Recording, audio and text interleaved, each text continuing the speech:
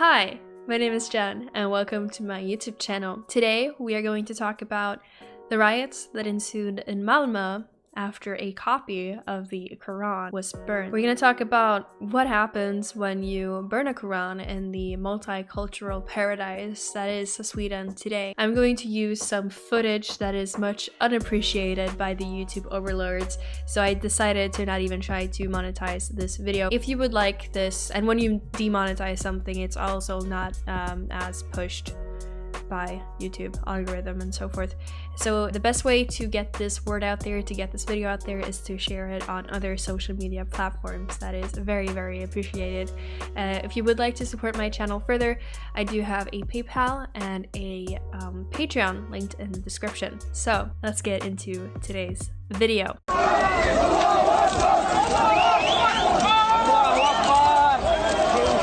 3 weeks ago, the Danish Stram Kurs party leader Rasmus Paludan and the provocateur artist Don Park announced that they would be burning a Quran in the Muslim-populated area of Malmö, Rosengård.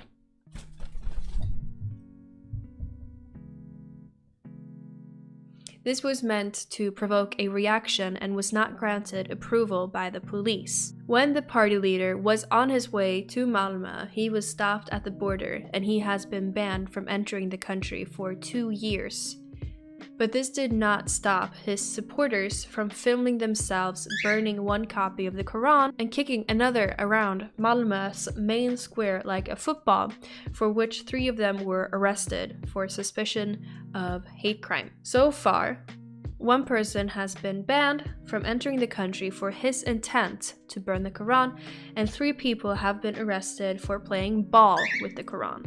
Parts of the Muslim and immigrant population were pissed off when they saw footage of this happening, and they went out to riot on Friday night. Here is footage from that.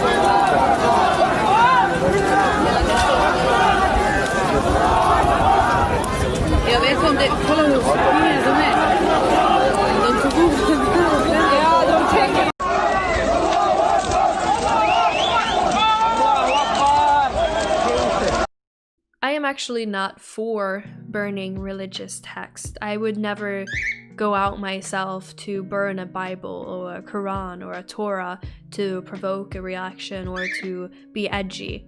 I am, however, for anyone to be allowed to do so. We do not have any blasphemy laws here. It is completely illegal, and anyone is allowed to burn any book that they please.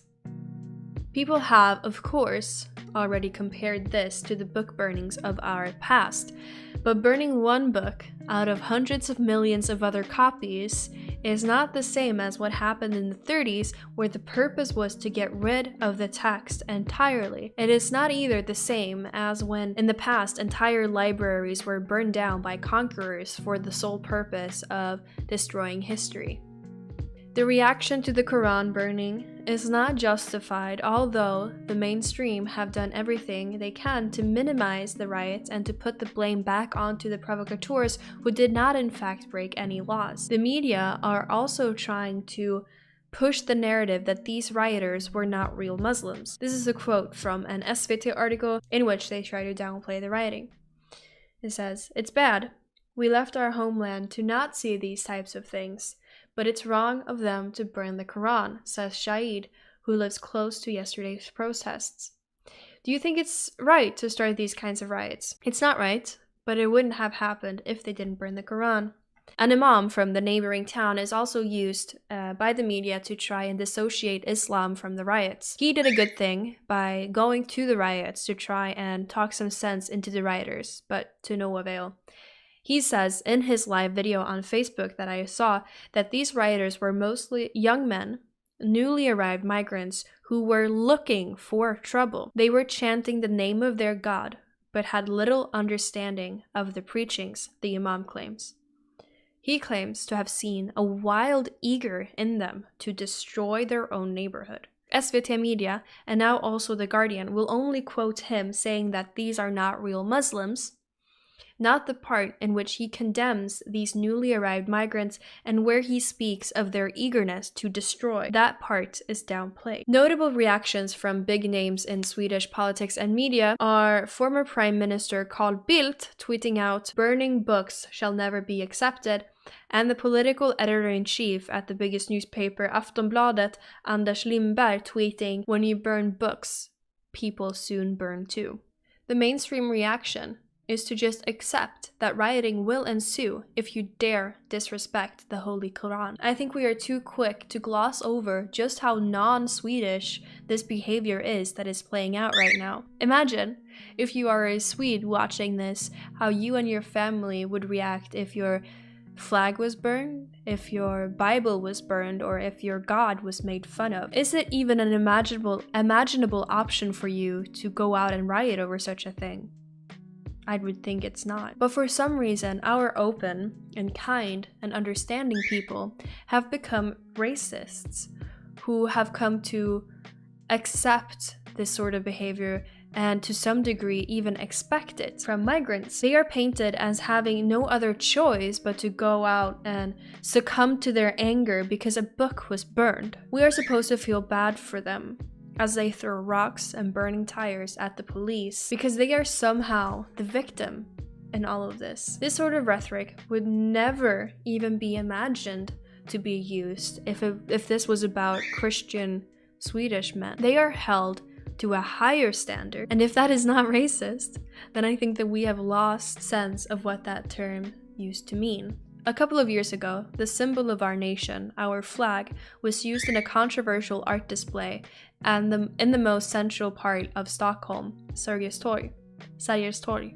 This sort of display of a dying flag was seen as highly inappropriate by many, but no riots ensued. People wrote angry posts on social media, and an article was written about the critiques. When a church was recently vandalized 7 days in a row, in that same city, Malmö, resulting in lots of shattered windows and a destroyed Christ statue, and them being forced to have their Sunday service outside due to the scale of the vandalization, the priest interviewed for the news story said it was a great sadness that they couldn't just be left alone.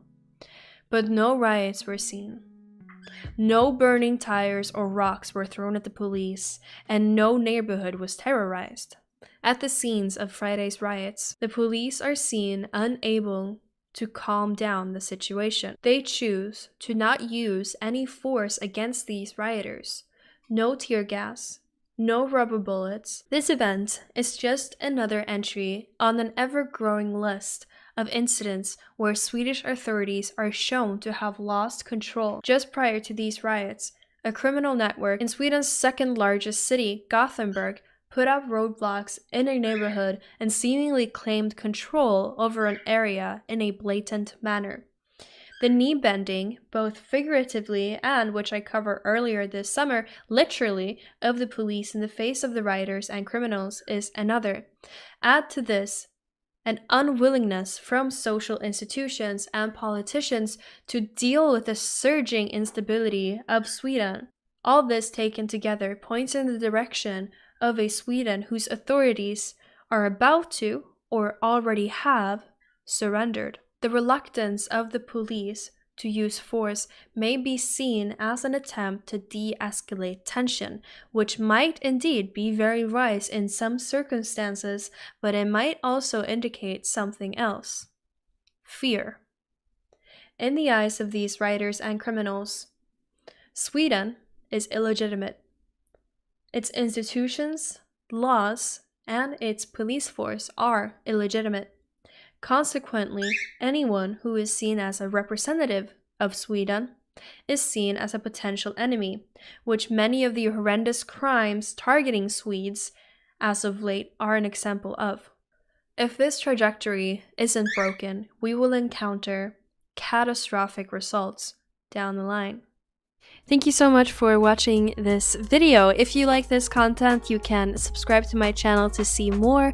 Like this video if you like it, and comment down below what you think and what you would like me to talk about next.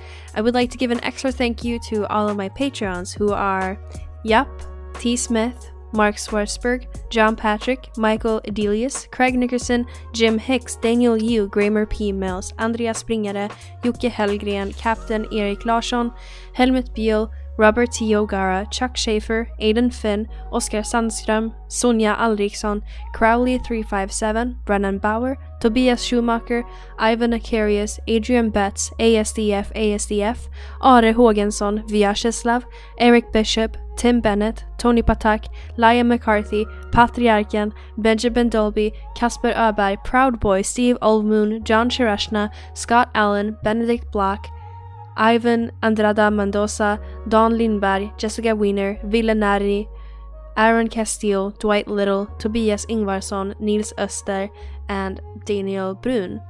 Thank you so much, and I'll see you in the next one.